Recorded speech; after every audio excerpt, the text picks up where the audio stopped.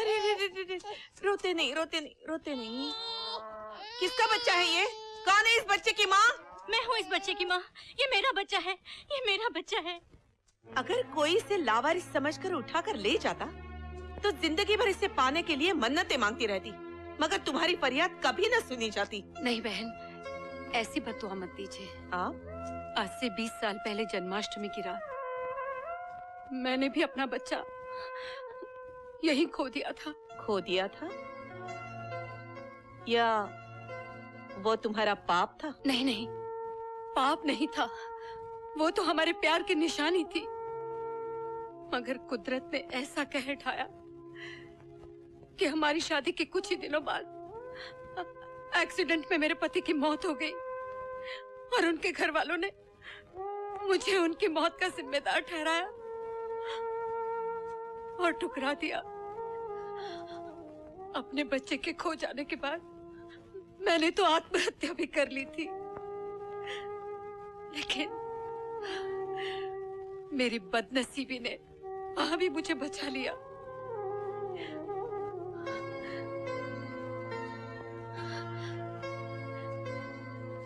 एक बात पूछूं? पूछो। उस दिन कृष्णा कह रहा था कि उसकी माँ उसे जन्म देते ही छोड़ गई थी। कहीं तुम्हारा कृष्णा मेरा ही बेटा तो नहीं? नहीं। उसके सर पे हाथ रख के कसम खा सकती हो कि वो तुम्हारा बेटा है? क्यों खाऊं कसम? कृष्णा मेरा बेटा है, सिर्फ मेरा बेटा। उसे मुझसे कोई नहीं छीन सकता, उसे मुझसे कोई नहीं छीन सकता, उसे मुझसे कोई। मैं खुद गर्ज हूँ, मैं स्वार्थी हूँ, जितना कोसना चाहे कोसो, लेकिन मेरे कृष्णा को कोई नहीं छीन सकता, मेरे कृष्णा को कोई नहीं छीन सकता। क्या हुआ माँ? कृष्णा तू चुप जा, तू चुप जा मेरे बेटे, चुप जा। हम कहाँ छुपाओ तुझे? अपने सीने में, अपने कलेजे में। हे भगवान, कहाँ छुपाओ तुझे ताकि तुझे मुझसे कोई न छीन सके? क्या बात है माँ? चुप जा मेरे बेटे, चुप जा। कृष्णा,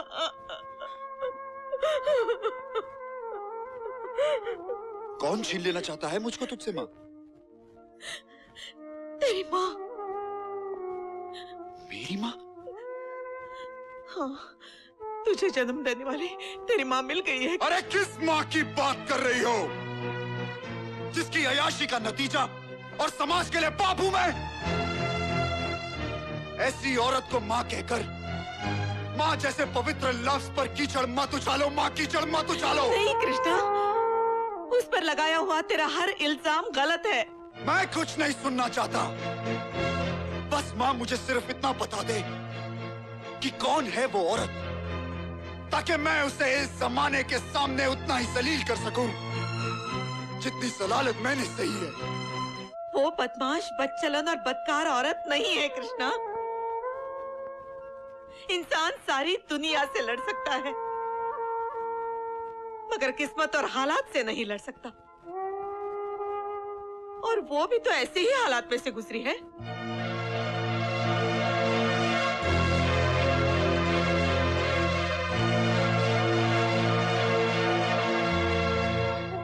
अब तू ही बता बेटे, क्या वो कसूरवार है? नहीं।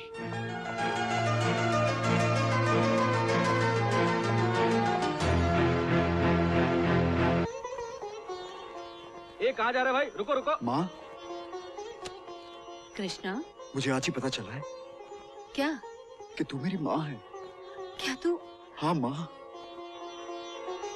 माँ, बदमाश, तुम्हारी हिम्मत कैसे इस चौखट पर आने की? चला जा। जी, मैं अपनी माँ से मिलने आया हूँ। माँ, क्या बकवास कर रहा है तू? जी मैं सच कह रहा हूँ कि ये पुलिस कमिश्नर की बीवी को माँ कहकर एक गुनहगार शराफत का नकाब बोलना चाहता है। पुलिस रिकॉर्ड में ये किसी की नाजायज औलाद है। तुम्हारी जुर्रत कैसे हुई कि तुम हमारी पत्नी के साथ माँ का रिश्ता जोड़ो? जी, रिश्ता तो बहुत महान है। इसी माँ ने मुझे जन्म दिया है। क्या मतलब है तुम्हारा? नहीं सर, जब मैं अस्पताल में अपनी आखिरी सांसों पर था और मुझे खून कहीं नहीं मिल रहा था, तो इसी देवी ने मुझे अपना खून देकर एक नया जन्म दिया। और जन्म देने वाली को तो माँ ही कहते हैं ना। यकीन मानिए सर, अगर मुझे थोड़ा भी एहसास होता कि मेरे मां कहने से इस देवी के नाम पर बदनामी जैसा शब्द भी पैदा हो जाएगा, तो मैं यहां कभी ना आता सर, कभी ना आता। ओके, ठीक है, अब तुम जा सकते हो। सर, एक प्रार्थना है मेरी आपसे सर, सिर्फ एक बार मुझे इस देवी के पांव छू लेने दीजिए सर, सिर्फ एक बार। ऑलराइट, सुनो, आज के बाद आंसू बहाकर मेरी पत्नी को भावुक बनाने की कोशिश मत करना। उसने तुम्हें जिंदगी बख्शी है, लेकिन मैं मुजरिम को मुजरिम ही मानता हूं। जा सकते हो। मैं हर इम्तिहान देने के लिए तैयार हूं वेल जी भाई। अच्छा, तो पहलवान जी तुम्हें एक काम करना होगा। तुम्हें बिजली की इन दीवारों को अपनी तरफ आगे बढ़ने से रोकना होगा। ये दीवारें इस पहाड़ से टकराकर चूर चूर हो जाएंगी। अच्छा, तो ये लो।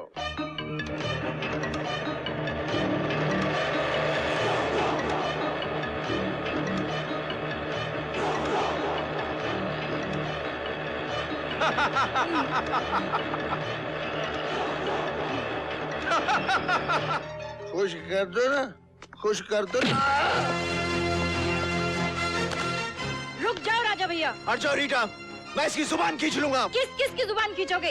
ये बातें इसने शराब के नशे में की है। यही बात सब लोग पूछना चाहते हैं, लेकिन डरते हैं। क्या लगती है तुम्हारी? क्या रिश्ता है तुम्हारा इसके साथ? बताओ भैया, बताओ, कोई है जवाब तुम्हारे पास?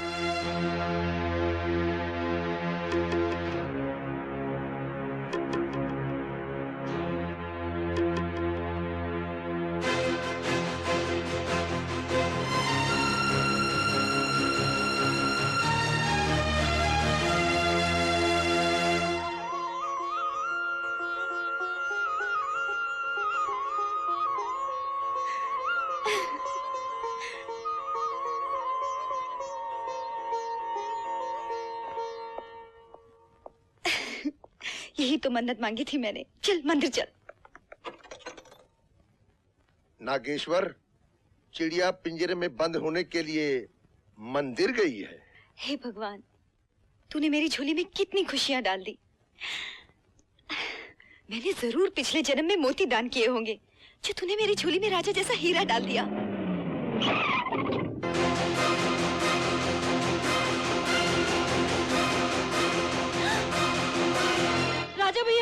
राजा भैया, नीलम को वैल जी का भाई उठा के ले गया।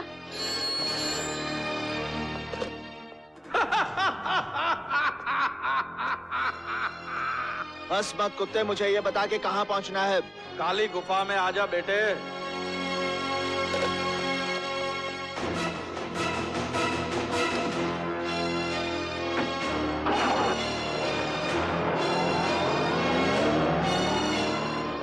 ये राजा भैया इतनी जल्दी में कहाँ गए? नीलम को वैल जी का भाई उठा के ले गया है। कहाँ उठा के ले गया? काली गुफा में।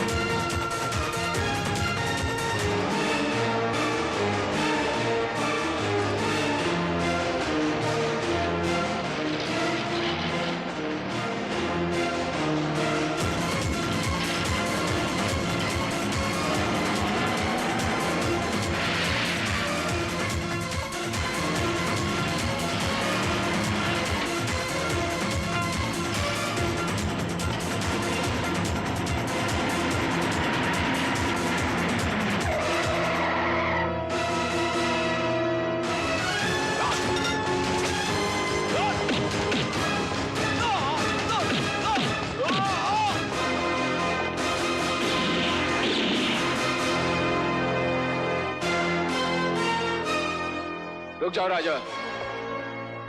वरना मैं गोली मार दूंगा। मुझे जाने दो इंस्पेक्टर। बेलजी और मारू नीलम को उठाकर ले गए हैं। उसकी जान और इज्जत को खतरा है। झूठ बोल रहा है ये। कानून से बचने का बहाना ढूंढ रहा है। ये तो अच्छा हुआ आप सही वक्त पर आ गए, वरना ये तो हमारी लाशें बिछा देता। वो तो मैं रास्ते में इसकी रफ्तार देखकर ही समझ गया था। ये झूठ बोल रहा है इंस्पेक्टर। देखिए, मेरी नीलम की जान को खतरा है। मैं आपसे वादा करता हूँ, मैं अपने आप को आपके हवाले कर दूंगा। तुम जैसे लोगों की मनगढ़ंत कहानियां खूब समझता हूँ मैं। रुक जाओ राजा।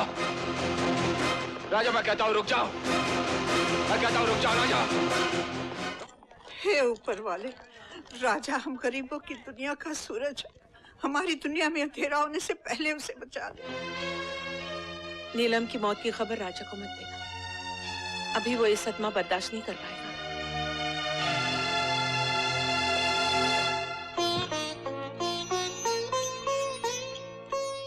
राजा भैया, कृष्णा, आपकी आवाज सुनने के लिए कान तरस गए थे राजा भैया।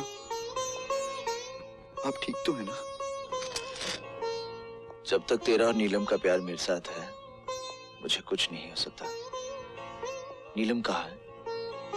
वो ठीक तो है? हाँ ठीक है, बिल्कुल ठीक है। आप ठीक हो जाएंगे ना? सब ठीक हो जाएगा। तू मुझसे कुछ छुपा रहा है। नीलम कहाँ है? बहुत दूर। कृष्णा? नहीं राजा भैया, सब ठीक है राजा भैया। दरअसल वेलजी से बचाते हुए नीलम भाभी थोड़ी जख्मी हो गई और मैंने उन्हें अस्पताल में भर्ती करा दिया। अस्पताल? इसका मतलब उसकी जान को खतरा है? नहीं, उनकी जान को कोई खतरा नहीं। अब वो हर खतरे से बहुत दूर जा चुकी है राजा भैया, बहुत दूर। तो फिर तू रो क्यों रहा है? आपकी हालत और अपनी बेबसी पर रो रहा हूं। पगले, मैं तो तेरा एहसान ही नहीं भुला सकता कि तूने नीलम को बचा लिया। वो जिंदा है। जख्मों का क्या है? वो तो भर ही जाएंगे। लेकिन मेरे जख्म कभी नहीं भरेंगे राजा भैया, कभी नहीं भरेंगे। बहुत प्यार करता है मुझसे।